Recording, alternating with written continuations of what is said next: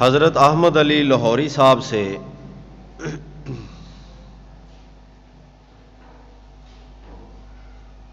کسی نے آ کر کہا کہ جناب میں تو دیہات کا رہنے والا آدمی ہوں، جٹ بوٹ آدمی ہوں، اتنا پڑھا لکھا نہیں ہوں، میں قرآن کو کیسے سمجھوں؟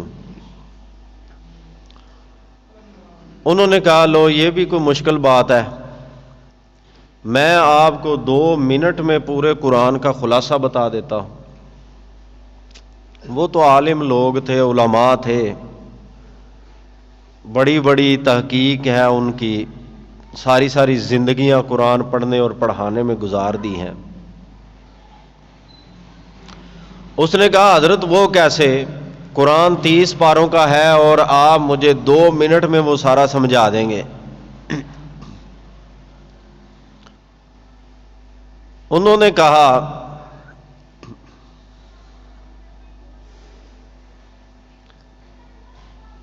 مخلوق کو راضی کرو خدمت سے،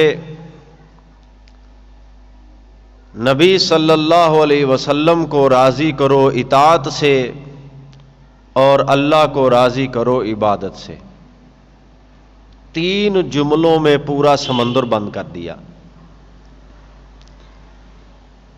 میرے بھائی یہ تینوں چیزیں جب ہوں گی انسان کے پاس تو انسان کامیاب کامران ہوگا۔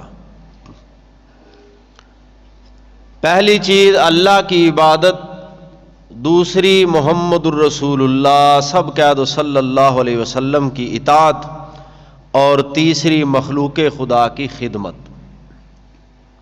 بعض دفعہ ایسا ہوتا ہے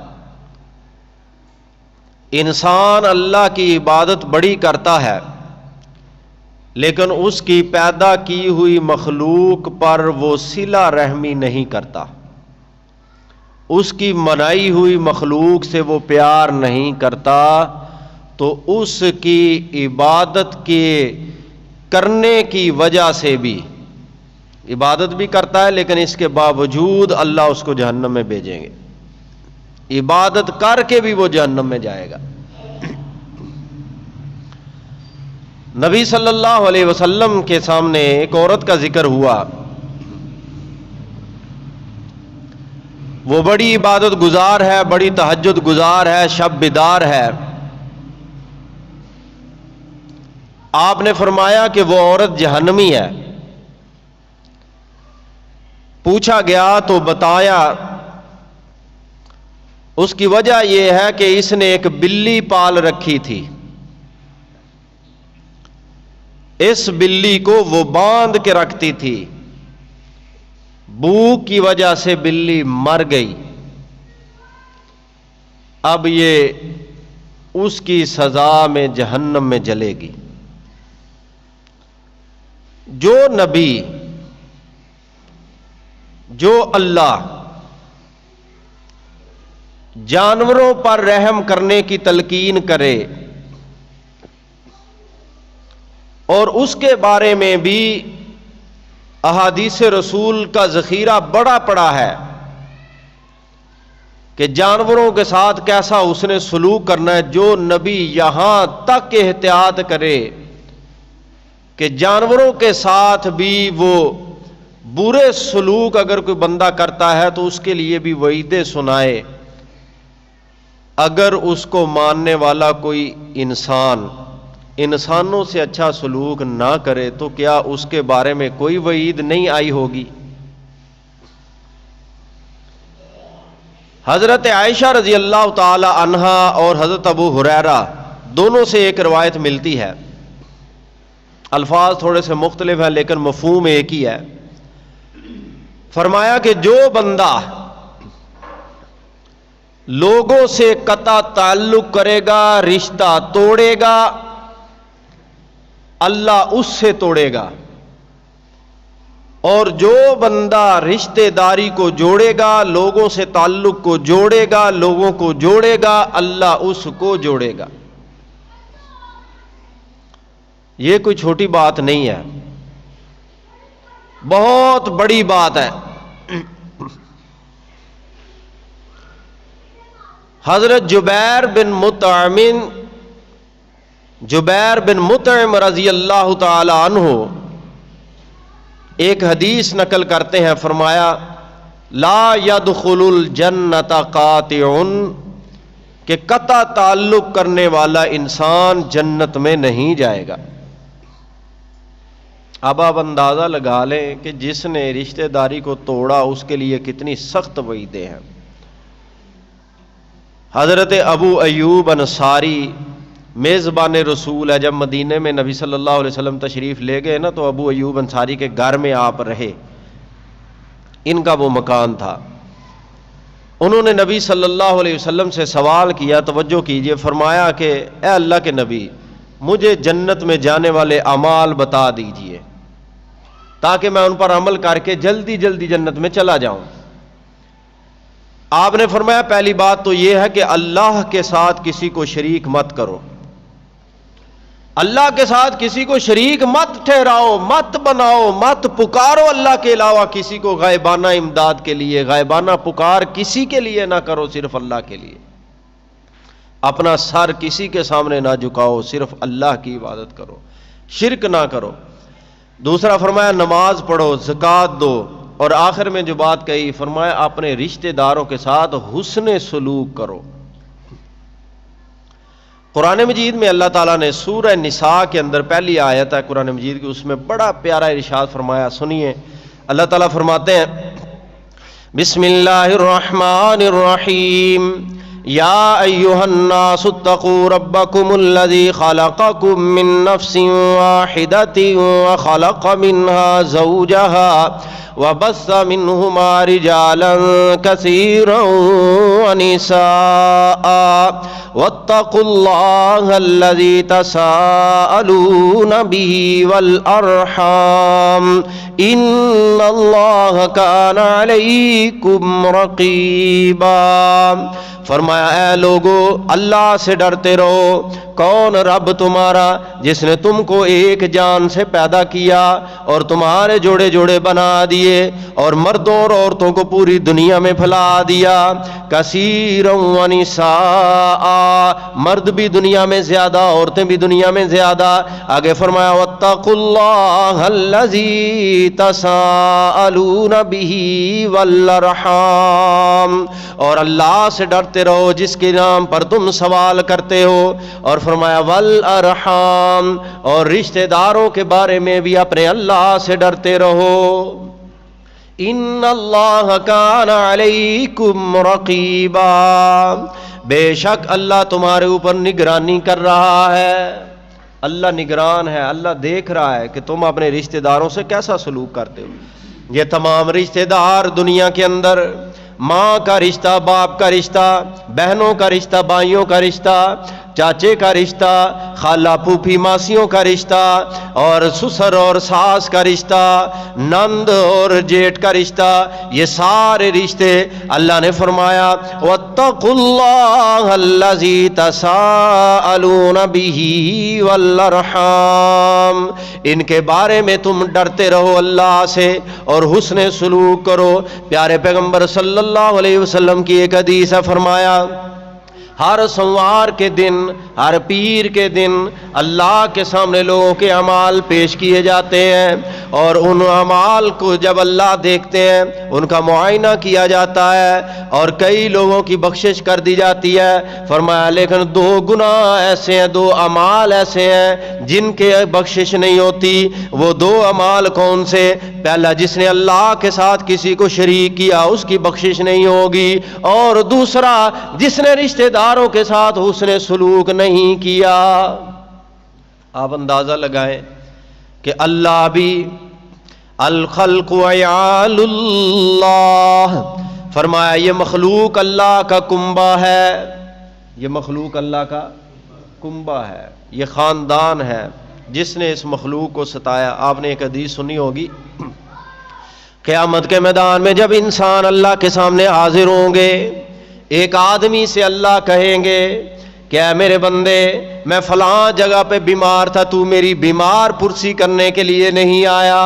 وہ بندہ کہے گا اللہ، آپ تو اللہ ہیں، آپ تو رب العالمین ہیں، آپ کے ہاتھوں میں بیماریاں ہیں اور آپ کے ہاتھوں میں شفا ہے، آپ کیسے بیمار ہو سکتے ہیں؟ تو اللہ فرمائیں گے اے میرے بندے، تیرے ہمسائے میں، تیرے محلے میں ایک بیمار آدمی یا تیرے پڑوس میں ایک بیمار آدمی تھا، تو نے اس کی عیادت نہیں کی، اگر تو اس کی عیادت کے لیے جاتا تو میں اللہ کو بھی وہاں پا لیتا، تو اس کی عیادت کرنے کے لیے نہیں گیا۔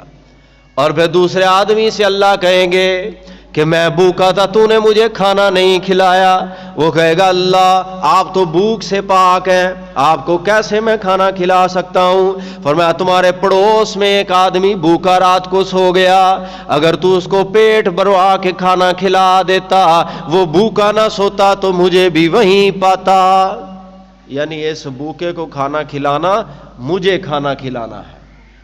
اپنے ساتھ اللہ نے تشبیہ دی۔ اسی طرح دیگر معاملات میں یعنی اتنا مخلوق کا خیال رکھنے کا اللہ نے حکم دیا ہے۔ اور آج میرے بھائی یہاں پہ کیا ماجرا ہے دنیا کے اندر، اگر کسی بھائی کا ایکسیڈنٹ ہو جائے، خدا نہ کرے کسی بھائی کو کوئی مصیبت پہنچ جائے، دنیا امداد کے لیے نہیں پہنچتی، ویڈیو بنانے کے لیے پہنچ جاتی ہے۔ کہتے ہیں پہلے بھائی صاحب اس کی ویڈیو بنائیں، اس کو فیس بک پہ سٹیٹس لگائیں، واٹس ایپ پر چیز کو چڑھائیں، اس کے بعد یوٹیوب پر اس کو بڑھائیں، اپنی رینکنگ بڑھائیں۔ اس کی مدد بیچارے کی کوئی نہیں کرتا، وہ وہیں پہ پڑا رہتا ہے۔ جو پیغمبر جانوروں پر رحم کی اپیل کرے، جو پیغمبر جانوروں پر رحم کرنے کا درس دے، وہ انسانوں پر رحم کرنے کا درس کیوں نہیں دے سکتا؟ فرمایا جس نے اس مخلوق پر، اس انسان پر رحم نہیں کیا، کل قیامت کے دن اللہ بھی اس پر رحم نہیں کریں گے۔ کرو مہربانی تم اہل زمین پر، کرو مہربانی تم اہل زمین پر، خدا مہربان ہوگا عرش بری پر۔ اللہ کو راضی کرنا ہے تو اس کی مخلوق کو راضی کرنے کی کوشش کریں۔ اللہ اللہ میرے بھائی، یہ تو ویسے انسانیت کا درس ہے۔ اب آگے چلیے، ویسے تو میں اور آپ سارے بھائی بھائی، اللہ نے فرمایا انما المومنون اخوہ، دنیا کے اندر جہاں بھی کوئی کلمہ پڑھنے والا انسان ہے وہ دوسرے کلمہ پڑھنے والے کا بھائی ہے، اور یہ بھائی چارہ اللہ کے نبی نے خود بنایا۔ جب مکہ سے لوگ ہجرت کر کے مدینہ میں پہنچے تو وہ بے سر و سامان تھے، کوئی آسرا نہیں تھا۔ اللہ کے نبی مسجد میں بیٹھ گئے۔ توجہ سنیے گا، ایک مزے کی بات بھی بتا دوں پھر آگے چلتے ہیں۔ مسجد میں سارے حضرات اکٹھے ہو گئے، ایک طرف مہاجرین اور ایک طرف انصار ہیں۔ اللہ کے نبی نے کہا کہ تم سارے کلمے والی برادری ہو، تمہارا اخوت کا رشتہ ہے، تمہارے اندر لا الہ الا اللہ کا رشتہ ہے، آج اس رشتے کو نبھانے کا وقت آ گیا، اس کی تصدیق کا وقت آ گیا۔ تم میں سے جو کوئی جس کو چاہے اس کا ہاتھ پکڑ لے، وہ اس کا بھائی بن جائے گا۔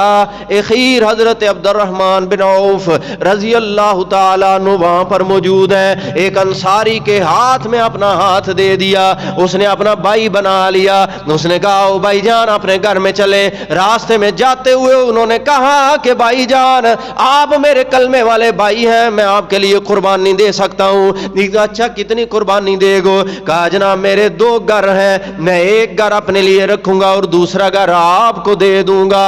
میرے جناب دو باغات ہیں، ایک باغ آپ کو دے دوں گا اور دوسرا باغ اپنے لیے رکھوں گا۔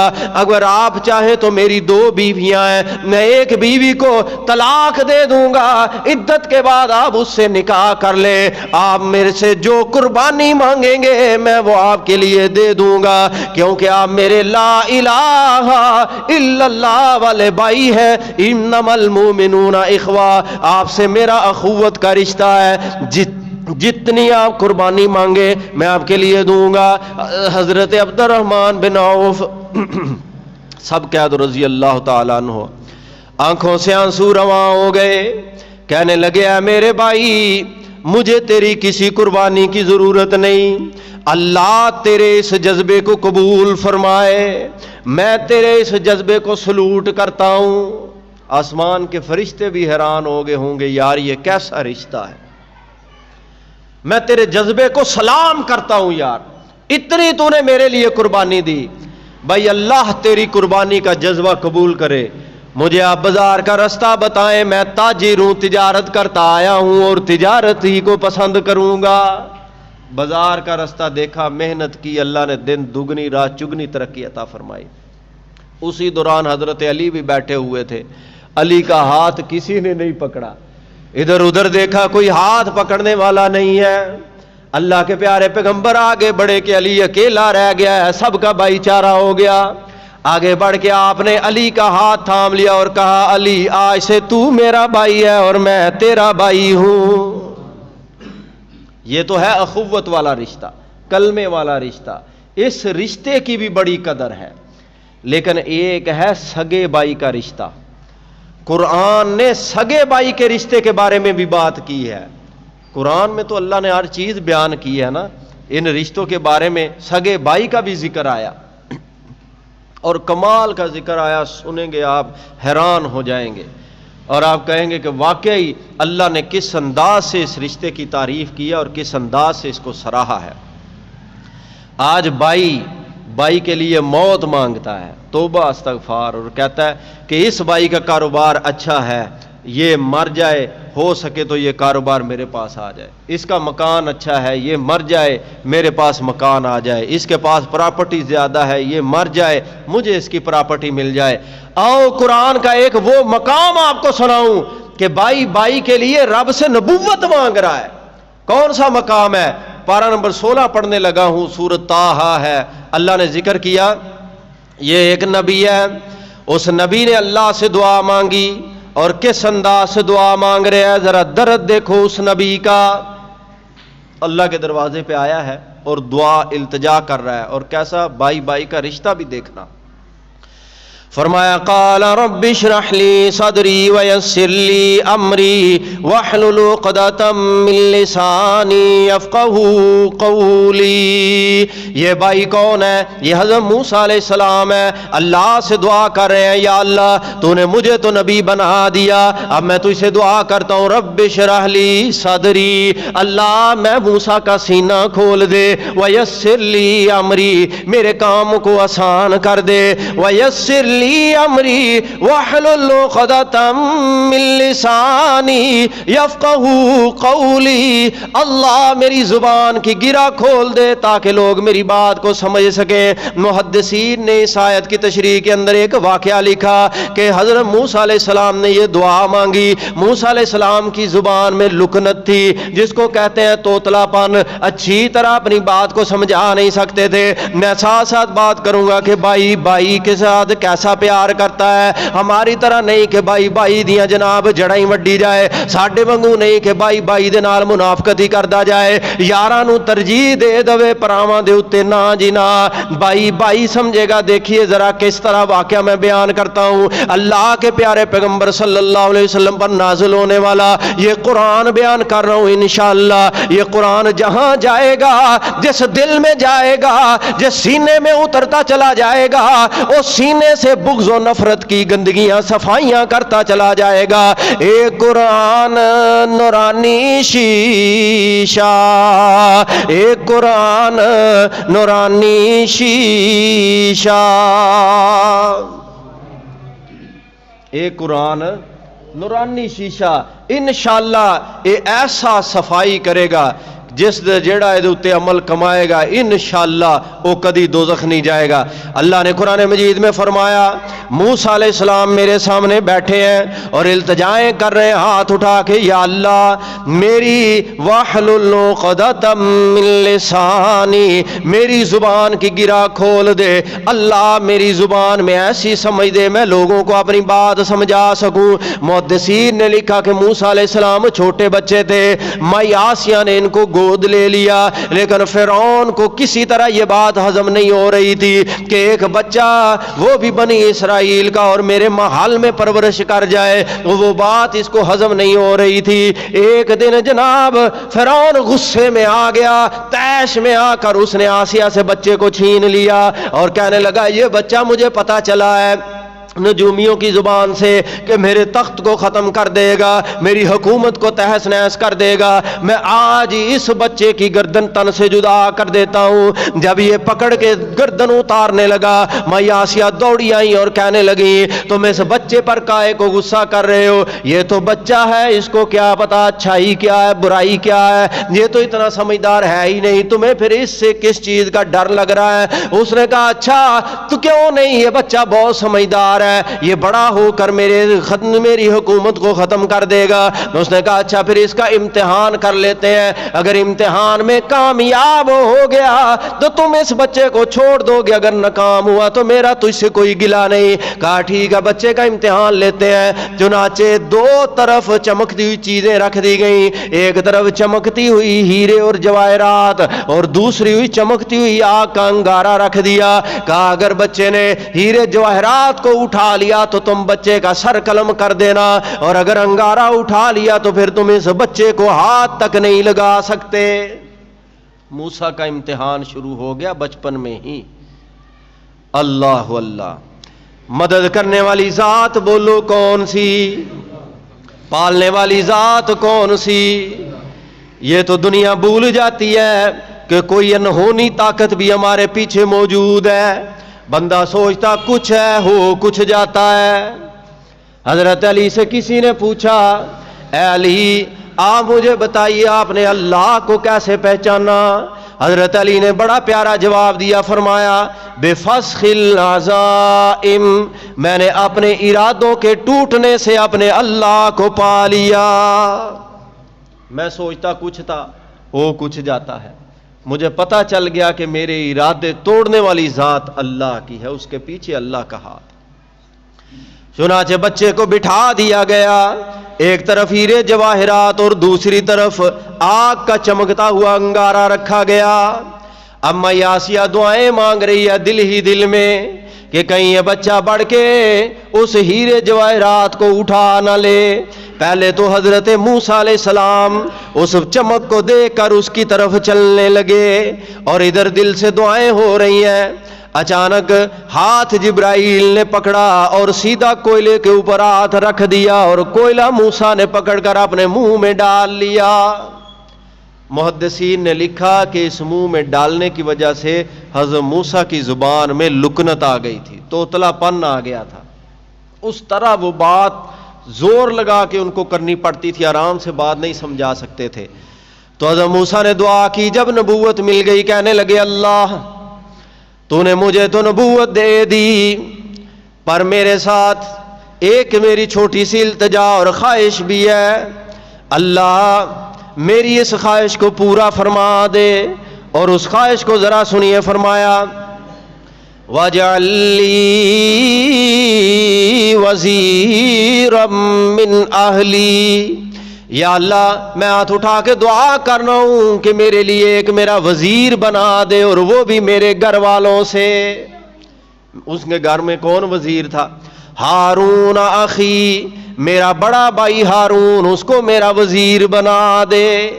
بھائی نے بھائی کے لیے نبوت مانگی، بھائی نے بھائی کے لیے، یہاں بھائی بھائی کے لیے موت مانگتا ہے، وہاں بھائی نے بھائی کے لیے نبوت مانگی۔ اور کس درد سے دعا مانگی؟ ایک شاعر تڑپ کے کہتا ہے ویر ویران دے دردی ہوون تے ویر ویران دیاں باواں،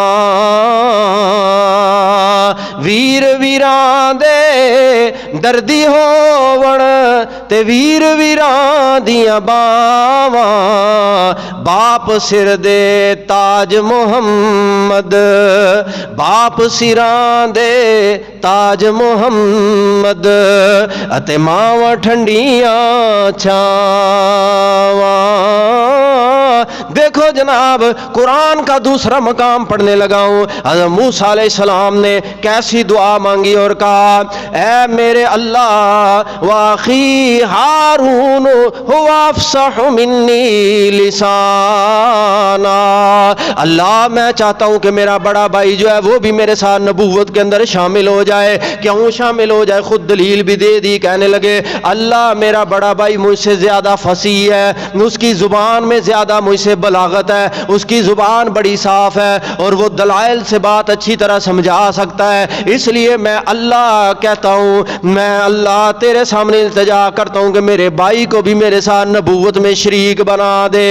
اور اللہ نے میرے نبی کی دعا قبول کی، موسیٰ کی دعا قبول ہوئی، آسمان سے قرآن اترا، فرمایا قال سنشد عضدک باخیک، اے موسیٰ ہم نے تیرے بازو مضبوط کر دیے تیرے بھائی کی وجہ سے۔ جب میں نے قرآن کی یہ آیت پڑھی نا، اسی لمحے میرے ذہن میں آ گیا کہ میں بھی آج بات کروں گا کہ بھائی بھائی کا بازو ہوتا ہے، بھائی بھائی کی باں ہوتی ہے، بھائی بھائی کی مضبوطی اور طاقت ہوتی ہے۔ تب میں نے اس موضوع کو چن لیا، قال سنشد عضدک باخیک، اللہ نے فرمایا اے موسیٰ ہم نے تیرے بازوؤں کو تیرے بھائی کی وجہ سے مضبوط کر دیا۔ ویر ویران دے دردی ہو تے ویر ویران دیاں باواں، باپ سراں دے تاج محمد تے ماواں ٹھنڈیاں چھاواں۔ آج ذرا ایک اور بات سنا کے تیرے دل کو جھنجھوڑ جاؤں، پھر اجازت چاہوں گا۔ یہ کون بندہ ہے؟ اس کا نام ہے حضرت عمر رضی اللہ تعالیٰ عنہ۔ کون آدمی ہے؟ حضرت عمر۔ پیارے پیغمبر صلی اللہ علیہ وسلم کے پاس ایک ریشمی جوڑا آیا، حضرت عمر بھی وہاں موجود تھے۔ اللہ کے نبی نے کہا اے عمر یہ ریشمی کپڑا آپ رکھ لے۔ حضرت عمر کہنے لگے یا رسول اللہ آپ یہ ریشمی کپڑا مجھے کیوں دے رہے ہیں؟ مجھے اچھی طرح معلوم ہے کہ ریشمی کپڑا پہننا انسان کے لیے، مرد کے لیے حلال نہیں، عورت اس کو پہن سکتی ہے اور آپ مجھے دے رہے ہیں۔ اور یہ بھی فرما دیا جو ریشم کا لباس پہنے گا اسے جنت کا لباس نہیں ملے گا، پھر آپ مجھے یہ ہدیہ کیوں دے رہے ہیں؟ فرمایا عمر میں یہ تجھے نہیں دے رہا، مجھے پتا ہے کہ ایک تیرا چھوٹا بھائی ہے، ان کا ایک چھوٹا بھائی جس کا نام زید تھا وہ بھی مسلمان نہیں ہوئے۔ اللہ کے نبی نے ریشمی کپڑا ان کو دے دیا اور کہا کہ جاؤ اپنے اس چھوٹے بھائی کو جو ابھی مسلمان نہیں ہوئے یہ ہدیہ میری طرف سے اور اپنی طرف سے اس کو دے دینا۔ وہ تو ابھی کافر ہے نا، مسلمان نہیں ہوا، اس کے لیے جائز ہے، وہ پہن لے گا۔ اللہ کے نبی نے بھی اس رشتے کو بہت اچھی طرح سمجھایا اور اتنی گہری بات سے سمجھایا۔ میں ذرا ایک بات اور بتا دوں، فرمایا جس بندے نے لیس منا من لم یرحم صغیرنا ولم یوقر کبیرنا، میری اپنی بات نہیں، حدیث رسول پڑھ کے سنائی ہے۔ فرمایا وہ بندہ ہم میں سے نہیں جو چھوٹوں پر رحم نہ کرے، وہ بندہ ہم میں سے نہیں جو بڑوں کی عزت نہ کرے، اور عزت کرنا میرے مصطفیٰ نے سکھائی ہے۔ فرمایا جس بندے کا کوئی بڑا بھائی ہو وہ بڑا بھائی اس کے باپ کی مانند ہے، اس کی ایسے عزت کرے جیسے اپنے باپ کی عزت کرتا ہے۔ اگر وہ عزت نہیں کرے گا لیسا منا، وہ ہم میں سے نہیں ہے۔ اور بڑوں کو بھی کہہ دیا کہ اپنے چھوٹوں کے ساتھ شفقت کا معاملہ کرو، ان کی ضرورتوں کا خیال رکھو، کسی قسم کی ضرورت ہو تو تم ان کے کام آ جاؤ، چھوٹوں سے پیار اور محبت کرو، یہ تمہارے بھائی ہیں، یہ تمہارے بازو ہیں، یہ تمہاری طاقت ہے۔ اللہ نے یہ رشتے بہت میٹھے بنائے ہیں۔ حضرت عمر سے کہا کہ جاؤ زید کو دے دینا۔ یہ دونوں بھائی تھے خطاب کے بیٹے، اور دونوں کے بارے میں لکھا ہے جس طرح حضرت عمر بہادر تھے ان کے بھائی بھی بڑے بہادر تھے، ان کا قد بھی اونچا ان کا قد بھی اونچا، دونوں اگر اکٹھے کہیں سے گزر رہے ہوتے تمام لوگوں کی جماعت میں سب سے اونچا قد ان کا ہوتا، دونوں طاقت میں اپنی مثال آپ تھے۔ حضرت عمر رضی اللہ تعالیٰ عنہ نے یہ بات سن کر کہا کہ یا رسول اللہ کتنا ہی اچھا ہو اگر آپ کو میرا وہ بھائی یاد آ گیا تو آپ میرے بھائی کی ہدایت کے لیے دعا کر دیجئے۔ اللہ کے نبی نے دعا کی، اللہ نے سینہ کھولا، مسلمان ہوئے، اسلام کی دولت سے مالا مال ہوئے۔ جنگ احد کا موقع آ گیا، توجہ کیجئے توجہ، جنگ احد کا موقع آیا۔ اب یہ دونوں بھائی لڑ رہے ہیں، ایک بھائی دوسری طرف اور دوسرا بھائی دوسری طرف۔